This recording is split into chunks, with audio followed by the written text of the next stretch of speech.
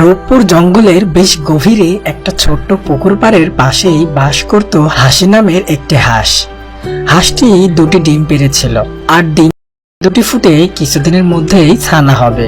তাই হাঁসটি ছিল অনেক খুশি, কেননা হাঁসটি এই প্রথমবারের মতো মা হতে চলেছে।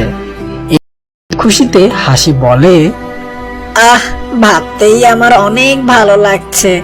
আর কিছুদিনের মধ্যেই এই ডিম ফুটে আমার ছানাগুলো বের হবে আর আমাকে মা মা বলে ডাকবে। ভাবতেই যেন আমার খুব খুশি লাগছে।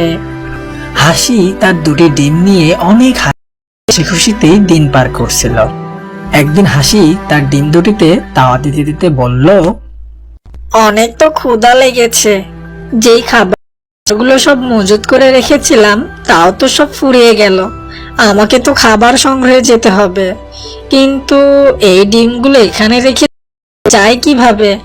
কেউ যদি আমার ডিমগুলো খেয়ে নেয়, কিন্তু না খেয়ে থাকলে তো আমিই মারা যাব। যাই, দ্রুত গিয়ে কিছু মাছ শিকার করে আনি। এই বলে হাসি তার ডিমগুলো রেখে মাছ শিকার করতে যায়। ওদিকে একটা দুষ্টু পাজি শিয়াল খাবার খুঁজে ঘুরে বেড়াচ্ছে।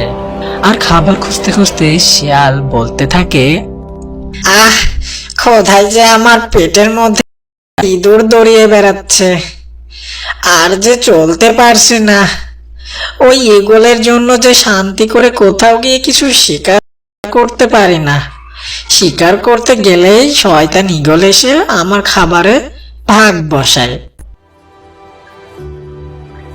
এমনটি বলতে বলতে শিয়াল হাসির বাড়ির কাছে চলে আসে আর এসে বলে, আহ, ওই তো একটা পুকুর দেখা যাচ্ছে। যাই, গিয়ে ওই পুকুর থেকে একটু পানি খেয়ে এখনকার মতো চালিয়ে নিই। এই বলেই শিয়ালটি পুকুরের কাছে এগিয়ে যায়। আর পুকুরের কাছে যেতেই দেখে একটি ঝোপের আড়ালে দুটি ডিম। ডিমগুলো দেখে শিয়ালের ক্ষুধা যেন আরো বেড়ে গেল, আর তখন বলল, বাহ বাহ, এই যে দেখছি মেঘনা চাইতেই বৃষ্টি। যাই, এই ডিমগুলোর মা আসার আগে ডিমগুলো দিয়ে এখন আমি ভোজনটা সেরে ফেলি। এই বলে শিয়াল হাসির বাড়ির কাছে এগিয়ে যায় আর গিয়ে ডিম দুটি খেয়ে নেয়। ডিম দুটি খাওয়ার পর শিয়াল বলল, আহ, ডিমের যে কি স্বাদ! পেটের সাথে সাথে মনটাও যে ভরে গেল। এমন করে যদি প্রতিদিন ডিম খেতে পারতাম তাহলে তো বেশ ভালোই হতো। যাই, এখন বাড়ির দিকে রওনা দেই। এই বলেই শিয়াল খুশিতে গান গাইতে গাইতে যেতে থাকে। যেতে যেতে পথে পূর্ণিমা রাতে চাঁদ উঠেছিল গগনে, হাই হাই। আর এভাবেই শিয়াল গান গাইতে গাইতে বাড়িতে ফিরতে থাকে। ওদিকে হাসি একটি মাছ শিকার করে নিয়ে বাড়িতে চলে আসে। আর বাড়িতে এসে দেখে তার ডিম দুটি আর নেই সেখানে। আর তখন হাসি বলে, এ কি, আমার ডিমগুলো গেল কোথায়? আমি যাওয়ার আগে তো এখানেই ছিল। কে নিয়ে গেল আমার ডিমগুলো? হায় বিধাতা, আমি এই প্রথমবারের মতো মা হতাম, আর কিছুদিনের মধ্যেই ডিমগুলো ফুটে আমার ছানাগুলো বের হতো। কে করলো আমার এত বড় সর্বনাশ? কে করলো?